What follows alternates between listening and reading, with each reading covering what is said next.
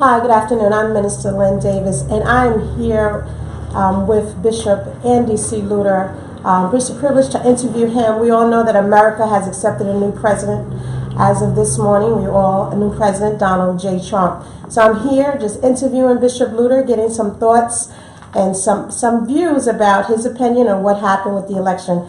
I just want to give Bishop Lewter an opportunity to introduce himself.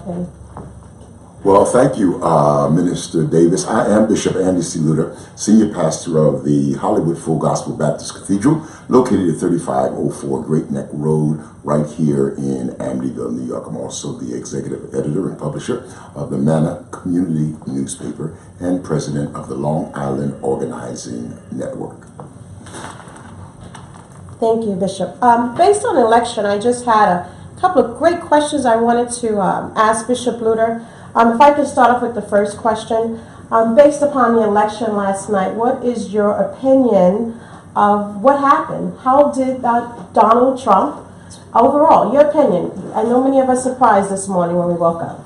Well, my opinion is that having followed the polls for the last several weeks, and the polls having led us to believe that this was a 3 to 5 point race in the on the behalf and in the favor of Hillary Clinton, I, like so many others, assumed that there would be victory on the Democratic side. I do think, however, that Mr. Trump was able to rally a segment of the population. I think they are referred to as propensity voters, meaning that they have not voted with regularity over the last 2 presidential cycles. They have primarily stayed home. And because of the way that Mr. Trump has rallied this segment of the population, they came out in numbers that far exceeded what anyone could have anticipated, certainly what the polls have anticipated.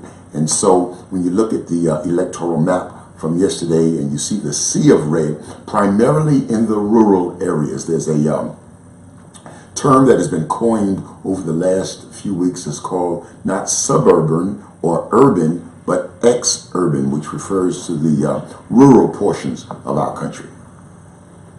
Well, thank you, Bishop Lewter. And let me ask you, based upon what you're telling us, what do you think on the Democratic side? Could we have changed or done better to get better results, to put Hillary Clinton in her place? Well, I think that the Democratic did all that they could do.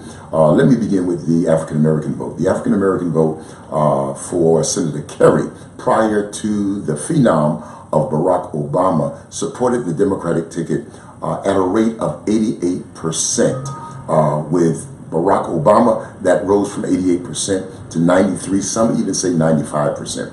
On last night, Hillary Clinton secured 88% of the African American vote. So I think that we have done what we normally do. We have done what we have traditionally done. I don't think that we'll ever see that kind of voter turnout on the part of African Americans again. I think Barack Obama was indeed a phenom and probably a once-in-a-lifetime event. I think that Hillary Clinton waged a credible campaign. I just think that the propensity voters, the rural residents from around the country far exceeded anybody's expectations. Well, thank you, Bishop Lewter. And one more question. Now that we have a new president in place, Republican president, what do you think that the African American community can expect in the next 4 years? Well, I think that we have to take a wait-and-see attitude. One of the things that concerned so many people was that Donald Trump, never having served in public office, had no record to run on, no record to refer to. He's a businessman, and so his business accomplishments were cited, but he had no experience or record or track record as it relates to governing.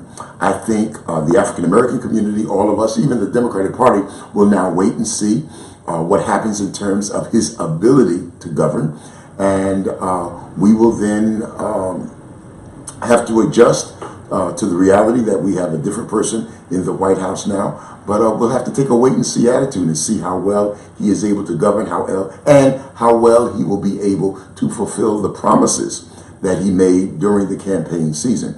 Many of us are anxious to know whether or not this was bluster and these were promises made merely to secure the nomination and later on the election itself, or are these items that are intended to be fulfilled? I have a dear friend in New York City who works in New York City, and so many of the Hispanic children were crying today because they are undocumented, their parents are undocumented, and based upon the commitments and the promises that Mr. Trump has made, they're fearful for their lives. They're fearful of being displaced. They're fearful of the deportment force that has been promised to go from house to house, drag people out of their homes, and send them back to their places of origin. We don't know if any of that's true. We don't know if he intends to do any of that.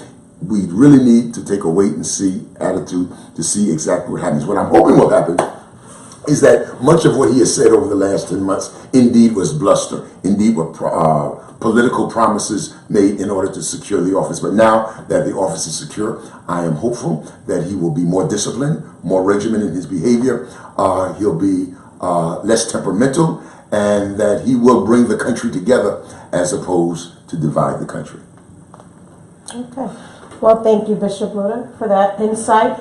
And we want to thank you for joining us. Again, I'm Lynn Davis, Minister of Hollywood for Gospel, Baptist Cathedral, and Executive Producer of Family Community Media. Thank you, Bishop Lewter.